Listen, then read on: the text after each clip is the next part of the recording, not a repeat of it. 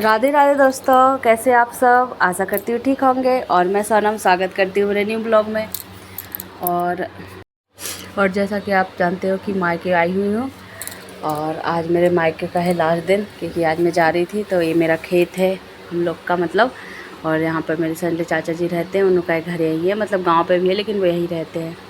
और हम सब लोग आए थे, उन्होंने निमंत्रण किया था, खाना ना खाए, खेत देखा और पैदल पैदल आए। बहुत मज़ा आया हमको।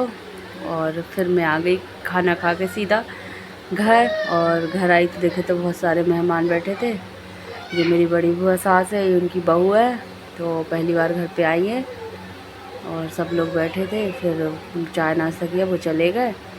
और फिर मम्मी कर रही थी सत्तू की तैयारी, तो मम्मी के चने हो गए थे। तो ये देखो कितने बड़े बड़े फूल के चने हो जाते हैं, तो मैंने मम्मी की हेल्प करवाई चने बीनने में। और सत्तू हम मतलब अच्छा सत्तू करके रख लेते हैं और फिर घोड़ घोड़ के खाते हैं। मुझे तो बहुत अच्छा लगता है, मेरा फेवरेट है। और ये देखो फिर मम्मी चने भूंज रही थी, तो जैसे भूंज लेते हैं इनको, पहले उमराते हैं, उमराने के बाद में भूंजना पड़ता है। और भूंज के बढ़िया फिर उसको पीस लेते हैं दड़वा के।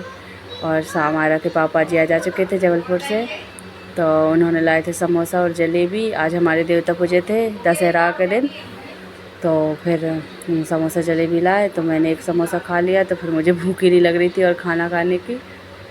और ये देखो फिर मैंने सारी ना ये मेरी दूसरे दिन का ब्लॉग है सुबह का, क्योंकि ज़्यादा वीडियो नहीं बना पाई थी मैं। तो फिर मैंने सुबह उठते से ही झाड़ू वाड़ू लगा के एक बार सब दूर से, और काम करने के बाद में मैं लग गई मेरी गोदरेज जमाने में, क्योंकि अभी नवरात्रि में सब साड़ी वगैरह पहनी तो बहुत दिन से अरेंज नहीं करी। तो मैंने सोचा बाद में नहाऊंगी, क्योंकि अभी किसी को भूख भी नहीं थी, तो खाना आना लेट ही बनेगा। तो मैं जल्दी जल्दी लग गई सफाई करने में। तो मैंने पहले तो पूरी गोदरेज खाली करी और उसको अच्छे से साफ़ करके फिर सबको घड़ी बनाने में जमा के रखूँगी।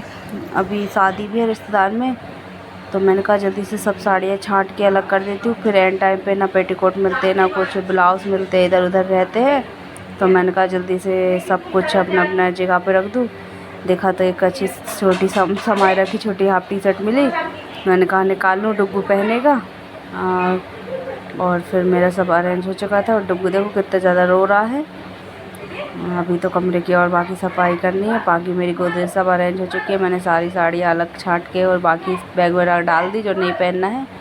समायरा के कपड़े निकाल दिए सारे, और आज उनके सब नए कपड़े धुलूँगी। अभी उमरा के आई हूँ और डुग्गू को नहलाया, और डुग्गू कार्टून देख रहा था और उसके पापा जी उसकी सेवा में लगे।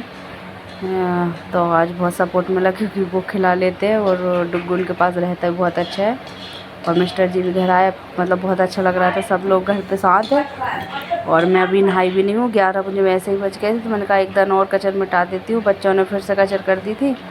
तो मैं फटाफट से झाड़ू लगाने लगी। और फिर मैं जल्दी से पहले मैंने सारे कपड़े धुले। और देखो कितने सारे ढेर भरे कपड़े, क्योंकि समायरा ने सब नए कपड़े में इतने दिन बाहर ही, तो वो यहीं पे थी पहन पहन के, जे कोना वो कोना में कहीं कहीं फेंक रखे थे। फिर आज सब सकेल को उसके सारे कपड़े धुले, और डुग्गू के भी, और सुको सका के। और फिर ये देखो शाम हो चुकी है, और मम्मी समायरा के पापा जी से बात कर रही थी। और चूल्हा बढ़ रहा है, तो बाटी बनाएंगे, बाटी बेसन मेरा फेवरेट है। और डुग्गू देखो कहाँ साइकिल पे चढ़ा हुआ है, जे साइकिल चला रहा था। और जे ना इसको इतने सारे खिलौने ला के दिए, उनसे खेलती रही हैं। और जे बबल्स उसमें पूरा फेंक दिया था। बच्चों को जितना कुछ दिलाओ बस वो उतने ही नौटंकियाँ करते हैं। और अभी थोड़े मतलब थोड़ा देर हुआ तो अभी नल आए थे, तो मेरा कुप्पा भरा गया, तो मैंने कहा उठा के रख देती हूँ। मेरी फ्रिज ख़राब हो गई, 3-4 दिन हो गए, वो कूलिंग ही नहीं कर रही। उसमें बल्ब तो जल रहा है पर कूलिंग नहीं कर रही है। तो पानी बहुत आफत पड़ी, क्योंकि गर्मी बहुत ज़्यादा पड़ने लगी। तो हम लोगों ने कल इसी में फट्टा चढ़ा लिया कुप्पे में, पहले भी ऐसे ही पिया करते थे।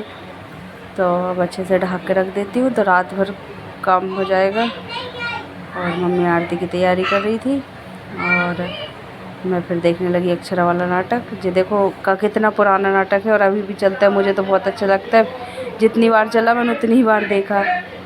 और फिर मैं थोड़ी देर टीवी देखने लगी, गर्मी लग रही थी, तो मैंने कहा हवा ले लेती हूँ और साथ ही में टीवी देखती हूँ। और ये डुग्गू इसको बहुत तेज हो की भूख, बहुत ज़ोर से भूख लग रही थी। जे रोता इधर उधर फिर रहा था। समायरा के पापा लेटे हुए थे और देखो हाय कर रहे थे, अभी घूम के आए हैं और बन गए था खाना और वो चले गए छत पे, जा रहे थे डुगू को लेके, खाने नहीं देते, बहुत नौटंकी करते, मैंने उसको खिला दिया था। और फिर हम सब लोग खाना खाने की तैयारी करने लगे।